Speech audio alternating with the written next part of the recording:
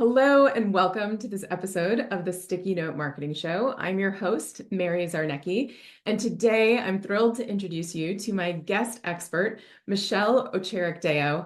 And Michelle and I are here to talk to you about busting that myth that you do not have time to do what you want to do. So we want to make sure that we have great tips coming from Michelle. Michelle's going to be downloading some information to your sticky notes from her brain on how to recapture some of that time. Michelle is an expert in what she does. She has a background that it really impresses me in terms of counseling, art therapy. She's going to tell you a little bit more about that background.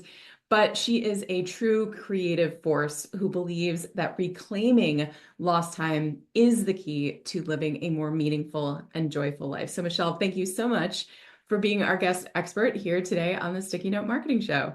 I am so excited to be here today. I love talking about all things time and finding a way to help people recover lost time that they didn't even know was like stuck underneath a rock somewhere. So before we get into the good part about finding that lost time again, I know there's some folks here who may have worked with you before, may have been familiar with your work, but for those who are meeting you for the first time, could you tell us a little bit about how you got to this space, what your business is about? Absolutely. 30 years ago, 30 years ago, I started a business called Van Art Expression. I was an art therapist, and a few years after, I started doing my practice of art therapy, which for those of you who don't know what art therapy is, they hear it, they think, oh, what is that?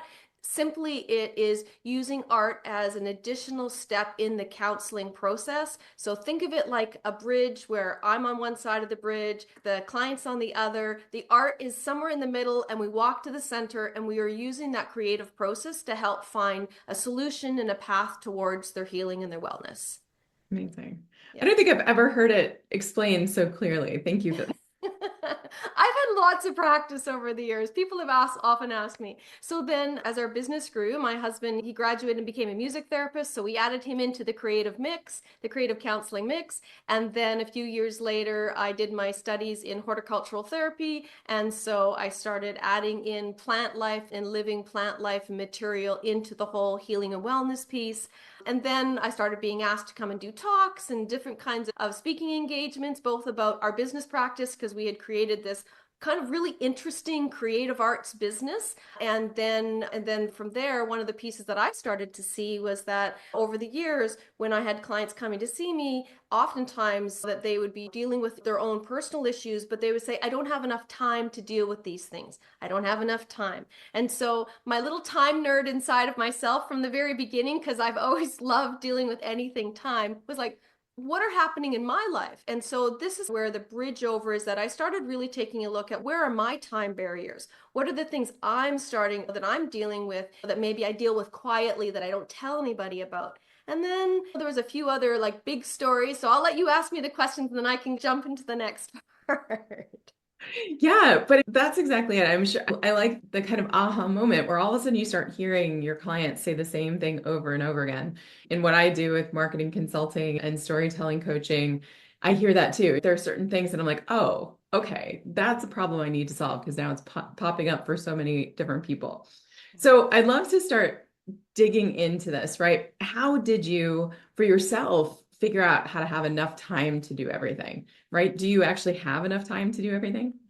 Do you know what? I actually do. And it's a very, and so people say to me, really, Michelle, you're the busiest person I know. Do you really have time to do everything? And I say I do because I live a life of intentional time.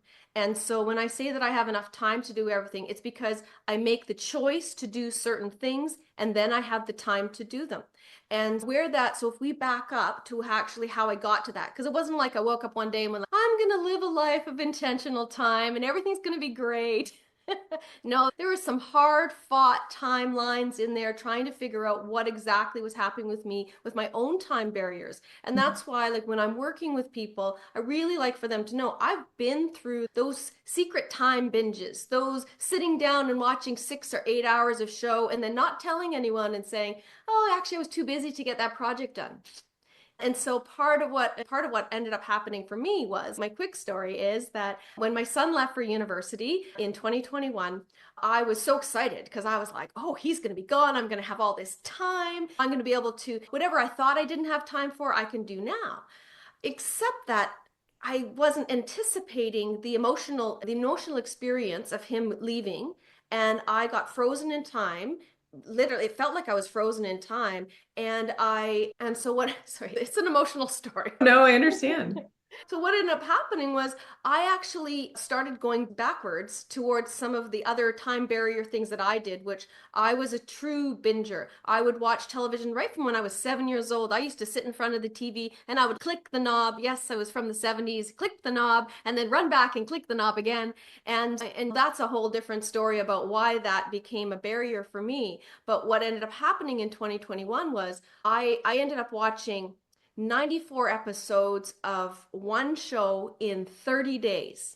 It worked out to something like 3,200 minutes, 64 hours of programming. And when I woke up from my time bender, as I call it, I thought, you know what? I can't do this anymore.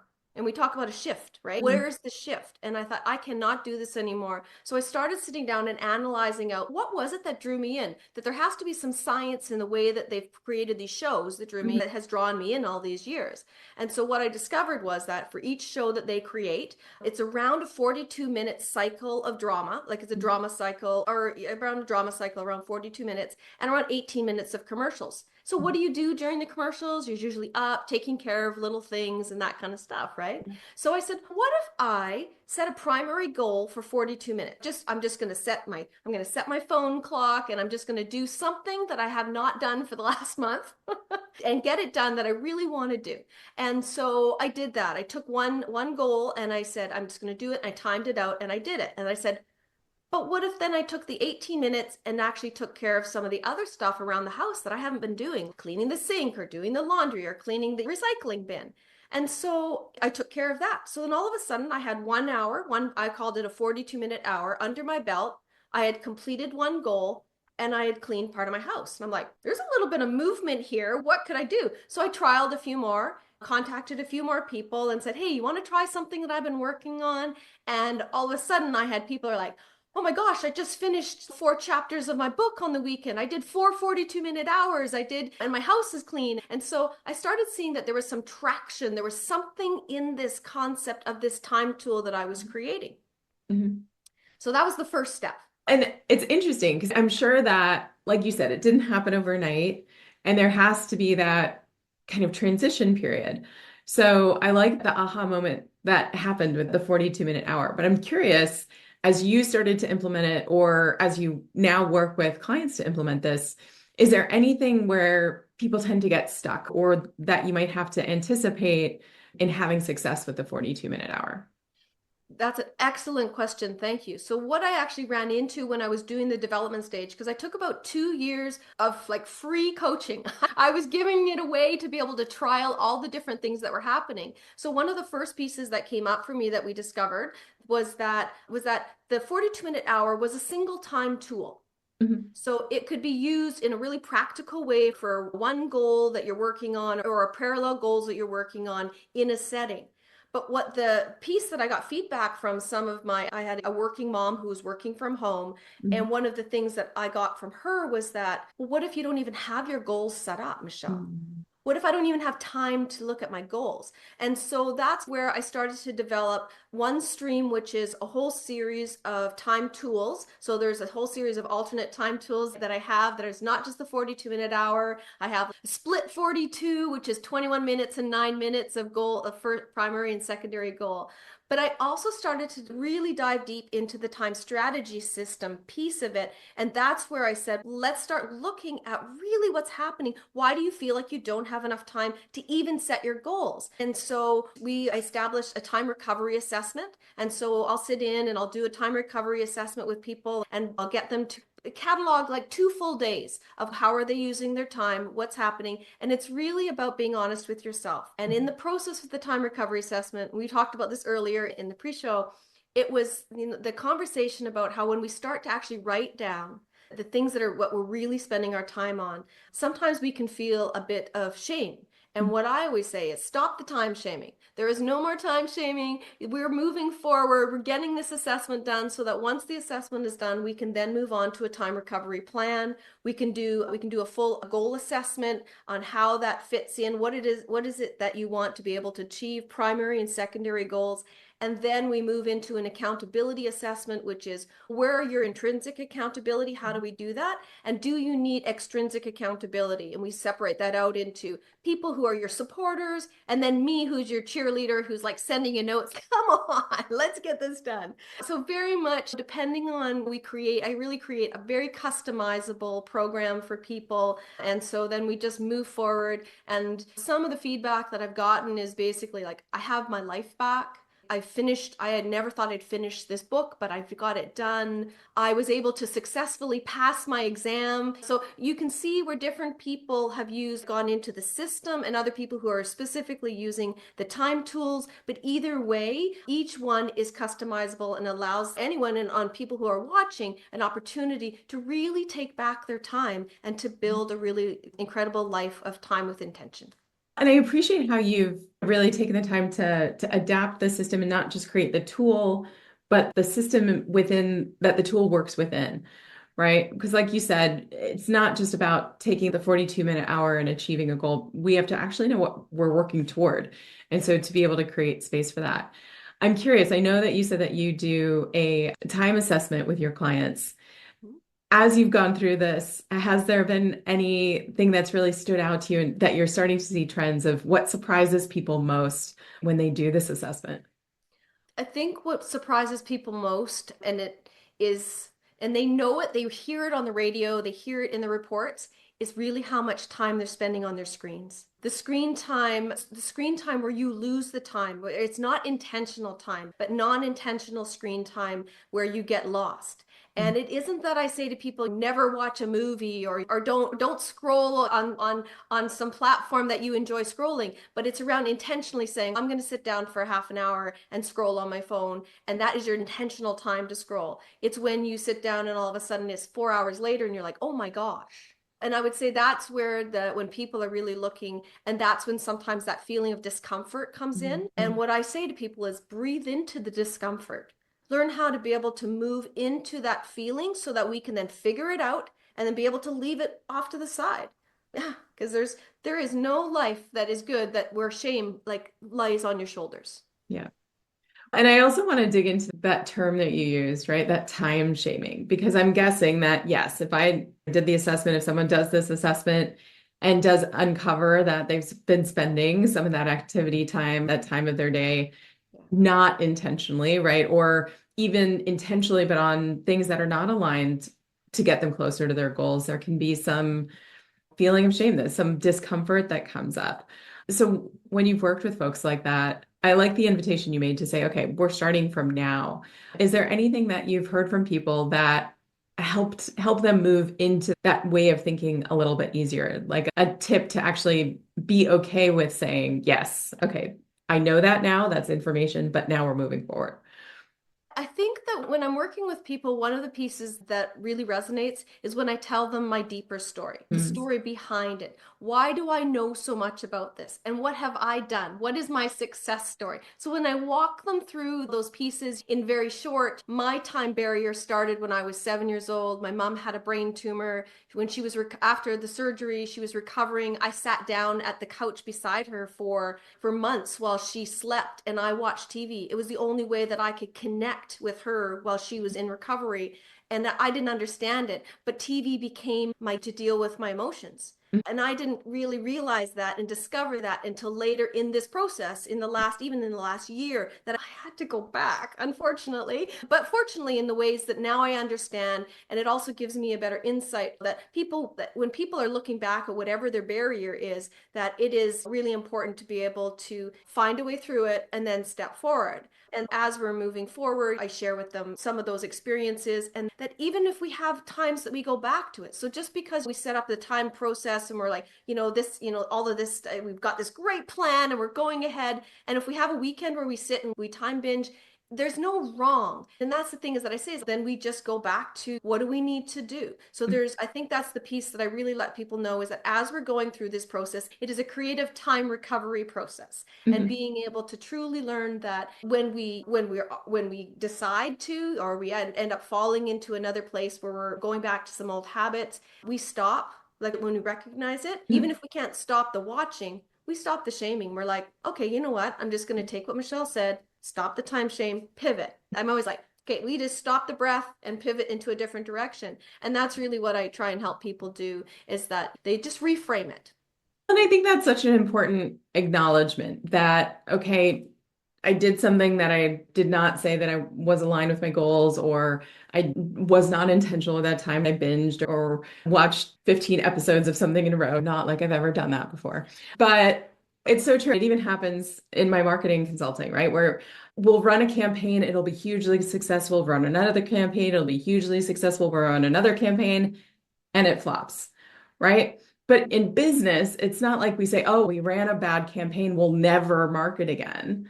But we do that to ourselves. We say, oh, I did this wrong, or I made this mistake. Oh, I must be hopeless, or this system must not work. And so I think it's such a great observation to say, okay, we need to ground in the fact that, yes, why did that happen? Maybe what were the surroundings of it? But I love your point about the fact that, okay, we're now moving forward, right? This is where we go forward from here. And then that's one of the, and it's pretty exciting though, where I do a lot of one-on-one work, but I've also shifted into corporate work, where I've got small agencies and some larger corporations that are now looking at having me come in to be able to identify how can we actually use our time better, increase productivity, reduce stress, and ignite sparks of joy in the workplace. And so I love coming in, and we talked about me being a creative force, and I love being able to come in with my expertise and with my joy as a human being, and just being able to, like you do, tell stories, right? And being able to use a story to be able to help get them closer to where they can combine that idea of having a positive time journey in the workplace, and also being able to really love where they work, and also that management and ownership is happy because people are more productive, and that they have happier people in their workplace and all that good stuff. So I love doing both, because it fills me up and allows me to have the passion of being able to really see individual work, and then also from a business point of view of being able to really step in and understand the dynamics of how do we move a business forward, and then all the intricate pieces and puzzles of human resource. So. And I think the work you're doing is so important, because in the corporate teams that I'm working with, brands bring me in all the time to speak and run workshops and train their teams. And I feel from talking to people that when people say productivity or time management, it feels heavy. It feels like something, oh, they're going to ask more of me, and this is going to lead to burnout, which is why I love your approach to time recovery, is because it's human centric. And you're focused on this win-win between, okay, yes, you can become more productive, which benefits your team and your organization, but not in a way that then is at the sacrifice of your health, of your own mental well-being, of your own fulfillment, of your own self. So tell me a little bit more about that. Where are you seeing people make mistakes in practices around productivity and time management that go down that path versus what you're able to do? Where are people getting it wrong? I think that in the past, there's been different kinds of time tools that are out there, and that people say, I'm going to use this specific method, and then it is very rigid. And then if you don't follow the method, then it doesn't work, right? So you're like, I did it once and it worked, no, but that was just a method. I'm just going to go back to doing what I used to do. And so what I would say to people is, this isn't just a method. This is about customizing a time journey for you either within your workspace, in your life space, right? Because it's all about balance. When I've taught business classes in the past, and I would go in and I would be teaching new therapists who are coming into the business, I would always fundamentally teach them about the importance of being able to put themselves at the center of their business activities and build their lives around them. And so now with the time strategy piece, right? It's how do we build intentional time, your business, around the life that you want? Because business changes, right? We need to make sure you as a core are solid and balanced. If we can use the time strategies for you at the core, and then use other times the same methodology in your workplace, it becomes this symbiotic experience where you can live a life of intention and joy and never feel like you don't have enough time, because you do, because you make the choices and you're accountable for every minute of your day. I love that, because you're doing it with intention and you're doing it in the right order, because it sounds like there's a bit of an order of operations here. It's not the tool first, it's more of goal first. What are we trying to create? What kind of life are we trying to create? And that's it. That if somebody doesn't have that goal system in place, if they are unaware and they really don't know where their time is going and those kind of pieces, then we do start there. For someone who is very specific, who hires me to do a specific goal, I have an exam at the end of the week, I'm working full time. How can you help me through this week with your time tools? And then we will like full on, so that's a different kind of coaching and a different kind of intention. But when we're talking about that bigger life alteration piece, because this system has truly changed my life. It has allowed me to breathe for the first time in, I can't tell you how long, because I used to be very chained to my screen. Yeah. And now I am free. I'm still on screen, but this is intentional. Yes, with intention, exactly. Right. I appreciate you, Michelle, for being here, for sharing your wisdom and experience with us today. If you were going to give our listeners and our viewers here one little writer downer, little sticky note writer downer for them to take away today, a reminder, what would you invite them to write down, to take away, to remember? Very simple. Time with intention. Use your time with intention, and it will make the biggest difference in your life. Take that 1 minute to make a decision about what it is you're going to do next, and then step into it. And when you look at your sticky note, you'll be like, tick, I did it. Fantastic. Thank you. And I know you've probably sparked some ideas, some questions for folks. So we'll include some contact links to get in touch with you with our show notes wherever you're watching or listening this. But where would you say is the best place for someone to follow up with you, or how can they connect with you after this episode? Sure. The easiest place is I have a private Facebook group. You're welcome to join. It's called the 42-Minute Club, Time with Intention.